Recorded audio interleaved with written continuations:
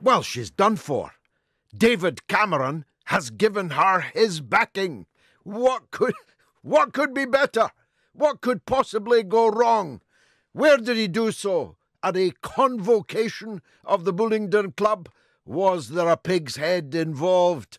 What can we say about David Cameron, the most disgraced and disastrous Tory leader in living memory, the man who put the Tories in all this trouble, says, "Steady as she goes, fellows.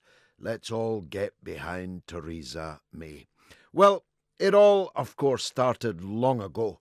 She was an unelected Prime Minister and an unelected Tory party leader. She was never tested in the fire of a leadership campaign.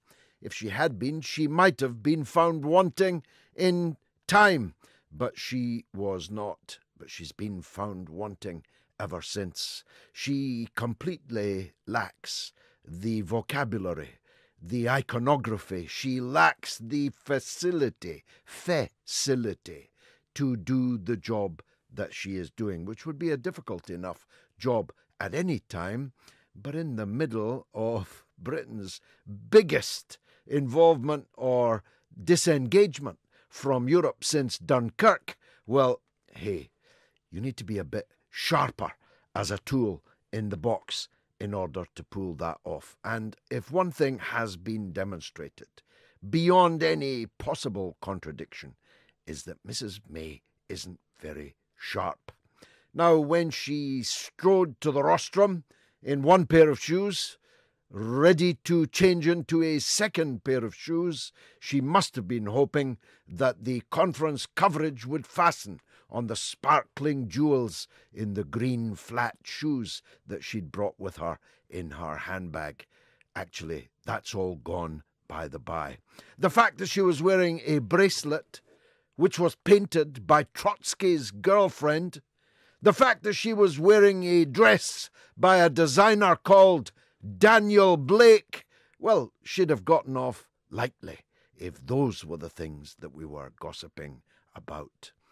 But between the set falling to pieces behind her, like a scene from The Office or The Peep Show, between the Joker, who should surely have been spotted as he was on the conference floor and he was clearly under the age of 70, strode forward with a P45 and delivered it into the Prime Minister's hands in the era of terrorism, when Britain is under critical alert. Somebody got to hand the Prime Minister on live TV a piece of paper that turned out to be her P45 and tell her that Boris Johnson had told him to deliver it for her.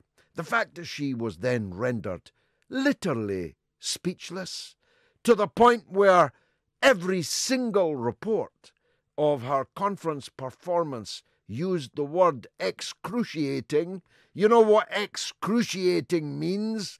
It means that you're curling your toes, you're biting your nails, you're biting your knuckles, you're willing this thing to end. You're hoping that the ground will open up and swallow her, as she must indeed have been herself.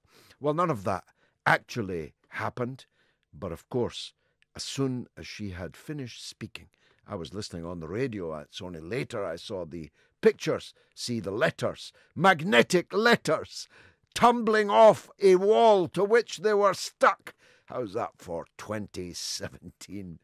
Maybe she didn't have an auto cue. Maybe she had a fellow with a big board, a blackboard with chalk, chalking out the words for her. Maybe that was the problem.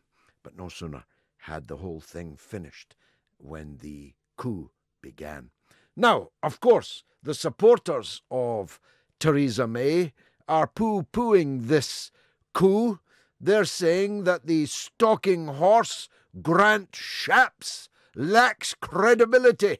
Well, as I know him very well, I can vindicate that judgment in its entirety. Indeed, when he said he had 30 names, I was only mildly surprised because I knew he had many names, many aliases, because, hey, that's why he was kicked out of the chairmanship of the Conservative Party, when it was found that he was making money on the side without declaring it, because, hey, he was using his other names. So 30 names, Shaps, we might well have called them at the time. But if he has 30 MPs and needs 48, then let me quote Chairman Mao for the second week in succession. When someone's up to their neck in water, it takes but a ripple to drown them. And believe me, 18 MPs is but a ripple. And there are any number of issues, events, dear boys and girls, events that can easily provide that ripple, easily drown Theresa May. Now, Grant Shapps is a rum character, no doubt, but he has put his head above the parapet, though he didn't have the guts to come on this show. You might say he's not as stupid as he looks. He used to come on my show regularly on TalkSport, but that was when my teeth weren't quite so sharp.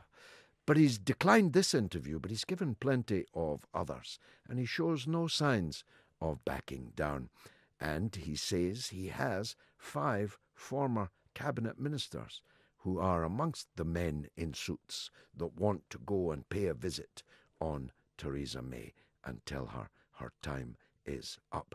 Whatever anyone else says, I promise you, don't underestimate this crisis.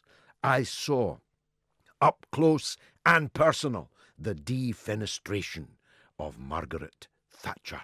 They were very confident too.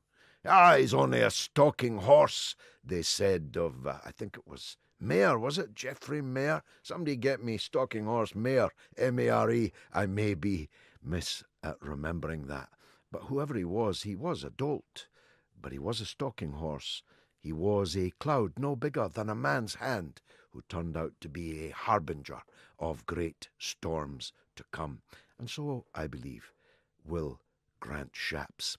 But we'll be hearing from Peter Oborne, Associate Editor of The Spectator, a grand old man of conservative letters, in fact, one of the few men deserving of the title journalist in Britain today, in just a few minutes on that. We'll be talking to Richard Burgon, the Shadow Secretary of State for Justice, one of the coming young men in the Labour Party, one of the few who stood loyally by Jeremy Corbyn in his dog days, and who's now enjoying his time in the sun because, of course, Labour had a fantastically good conference. Only the most malignant sociopath could deny that. No names mentioned. He had a great conference. Labour had a great conference. But it's a race against time now, isn't it? Jeremy Corbyn is 68 years old, and this Parliament is scheduled to last until 2022. So they've got to get the Tories into a general election before that, it seems to me.